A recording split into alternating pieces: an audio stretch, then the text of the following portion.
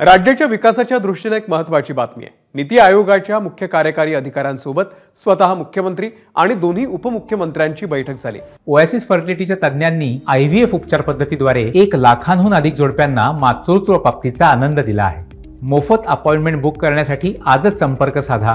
मुंबई महानगर क्षेत्राच्या विकासाला मुख्यत्वे प्राधान्य देण्यात येणार आहे आणि या परिसरामध्ये असलेल्या मोकळ्या जमिनी कशा प्रकारे लोकोपयोगी कामासाठी विकसित करता येतील या संदर्भामध्ये बैठकीमध्ये चर्चा झालेली आहे। दुसरी महत्त्वाची बाब म्हणजे मुंबई जवळचे 2 महत्त्वाची बंदरं, एक जेएनपीटी आणि दुसरं म्हणजे वाढवण, यांच्या विकासाच्या दृष्टीने भविष्यामध्ये उपाययोजना करण्यात येणार आहे।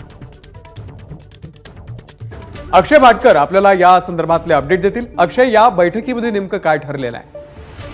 अत्यंत महत्त्वाची बैठक होती आणि महाराष्ट्राच्या विकासाच्या दृष्टीने या बैठकीमध्ये चर्चा झालेली आहे। नीति आयोगाचे मुख्य कार्यकारी अधिकारी सुब्रमण्यम हे त्या बैठकीला उपस्थित होते आणि महाराष्ट्राचे मुख्यमंत्री, दोन्ही उपमुख्यमंत्री, महत्त्वाचे अधिकारी देखील होते। या बैठकीमध्ये मुख्यतः 2047 पर्यंत महाराष्ट्राचं एक विजन काय असेल, विकास कसा करायचा या संदर्भात चर्चा झाली आणि 2047चं एक विजन ठेवण्यात आलेलं आहे की तोपर्यंत आपल्याला कोणत्या कोणत्या भागांमध्ये कसा विकास करायचा आहे।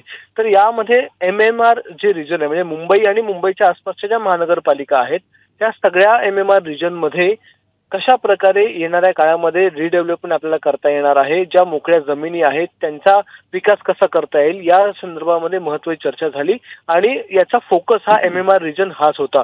तर ज्यावेळी MMR रिजन मध्ये विकास करत असेल त्यावेळी रस्ते वाहतुकीबरोबरच रेल्वे वाहतूक आणि जलवाहतुकीवर देखील भर देण्यात येणार आहे आणि व्यवसाय जर वाढवायचा असेल तर त्यासाठी JNPT आणि येणारं जे बनणारं वाढवण बंदर आहे त्या संदर्भात देखील विकासाच्या नव्या वाटा शोधण्याचा प्रयत्न यातून करण्यात आलेला आहे आणि महाराष्ट्रासाठी एक विजन ठरवण्यात आलेलं आहे आणि त्या दृष्टीने आजच्या नीति आयोगाच्या बैठकीमध्ये चर्चा झाली।